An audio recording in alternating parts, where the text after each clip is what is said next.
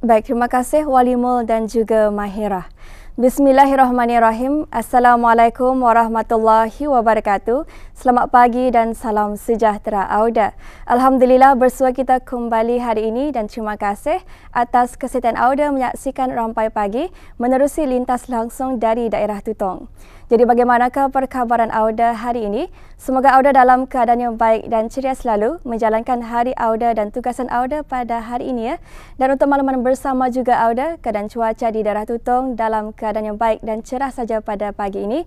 Jadi doakan semoga segala urusan yang hendak Auda lakukan akan dipermudahkan dan dilancarkan selaras dengan perancangan yang Auda harapkan. Baik Auda, seperti biasa dari daerah Tutong akan mengongsikan beberapa makluman semasa mengenai acara yang akan berlangsung di sekitar kawasan daerah Tutong, iaitu Jabatan Belia dan Sukan Cawangan Daerah Tutong akan mengadakan program Semarak Seni dan Budaya Bengkel Guling Tangan yang akan diadakan pada hari ini 17 hingga 19 Oktober 2023 ya, di mana program ini akan diadakan pada dua sesi, iaitu sesi pagi bermula pada jam 8 pagi hingga 12.30 hari, manakala sesi petang bermula pada jam 1.30 petang hingga 4 petang. Dan program ini akan mengambil tempat di Pusat Belia Daerah Tutong. Manakala Auda untuk makluman yang seterusnya, pada hari Khamis 19 Oktober 2023 akan diadakan pertandingan Dikir Syarafil Anam Anjuran Pejabat Hal Ehwal Masjid Daerah Tutong dengan kerjasama Ahli Jawatan Kuasa Takmir Masjid Kampung Penanjung Tutong bagi tahun 1445 Hijrah bersamaan dengan 2023 Masihi dan pertandingan ini akan mengambil tempat di Masjid Kampung Penanjung Daerah Tutong dan insyaAllah akan bermula pada jam 8 pagi. Dan itulah ada dua makluman semasa yang dikongsikan dari daerah Tutong dan untuk seterusnya kita akan beralih untuk mengikuti satu bahan visual yang telah pun kami sediakan untuk edisi hari ini. Silakan.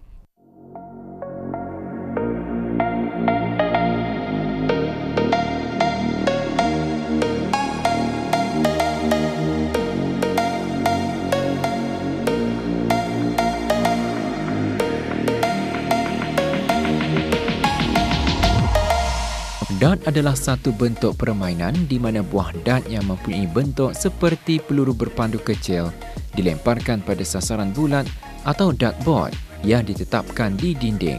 Permainan yang telah lama wujud ini merupakan permainan yang popular di negara-negara Eropah sehinggakan populariti permainan tersebut telah mendapat tempat di seluruh dunia dan menjadi antara sukan yang diketengahkan di dalam pelbagai peringkat kejohanan.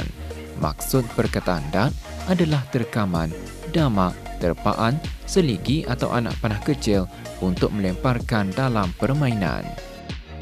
Sukan dart mengutarakan percantuman bakat dan kemahiran selain fokus dan kesabaran dalam memainkan sukan ini. Meski terlihat mudah, namun peraturannya agak ketat mengikut jenis perlawanan dart yang dianjurkan supaya keselarasan boleh dibuat dengan lebih terperinci. Baru-baru ini juga telah diadakan kejohanan dart bergu lelaki terbuka Brunei Darussalam 2023 anjuran Majlis Perundingan Kampung MPK Penabai Kuala Tutong dengan kerjasama Sungai Besar Data Tutong yang buat julung kalinya diadakan bagi mengeratkan silaturahim antara kalangan pemain-pemain dart di seluruh negara beserta ahli-ahli MPK Kampung Penabai Kuala Tutong.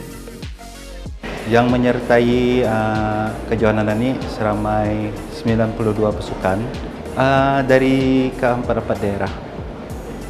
Daerah Temburong, Belait, Bone Muara sama Tutong.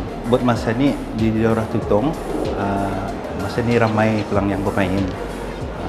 Di Brunei pun memang ramailah juga yang minat sukanan inilah di empat-empat daerah. Dikembang majukan supaya dibanyakkan lagi lah kejohanan-kejohanan yang macam mana inilah supaya dapat diorang menghadapankan bakat diorang. Harapanku supaya MPK kami Kampung Penabai Kuala Tutong akan membuat lagi di tahun hadapan dan juga ada sambutan lagi di tahun hadapan. Bagi format perlawanan ialah round robin dan best of 5 dan best of 7. Perlawanan dalam peringkat kumpulan round robin dijalankan 5-on-1, best of 3 dan pasukan 4 teratas akan masuk ke peringkat knockout system. manakala pasukan yang tidak termasuk keempat pasukan teratas akan bermain di loser side secara knockout system. Bagi peringkat knockout system, dijalankan 5-on-1 best of 5. Perlawanan akhir final pula dijalankan 5-on-1 best of 7 dan perlawanan di loser side dijalankan 5-on-1 best of 5. Markah dan perlawanan semasa di peringkat round robin adalah menang 1 poin dan kalah 0 poin. Dalam perlawanan ini, para pemain menunjukkan kemahiran dan kemampuan mereka untuk mencapai sasaran yang ditetapkan dalam perlawanan. Start menceburi sukan data ni pada tahun 1997. Minat pun daripada turun-temurun daripada keluarga lah, daripada nini, uncle apa. Jadi masa diorang main tu memang jadi tukang kira untuk diorang main lah dulu tu. Jadi start di sana lah. Aku pandai sentiasa datang minat membeli barang-barangnya apa. Jadi start sana lah, mudah belajar terus. Cabarannya untuk kalau akan bermain data ni dari segi fizikal dan mental lah. Kalau badan dan macam lamah tu apa, jadi pikiran tadi tu kacau.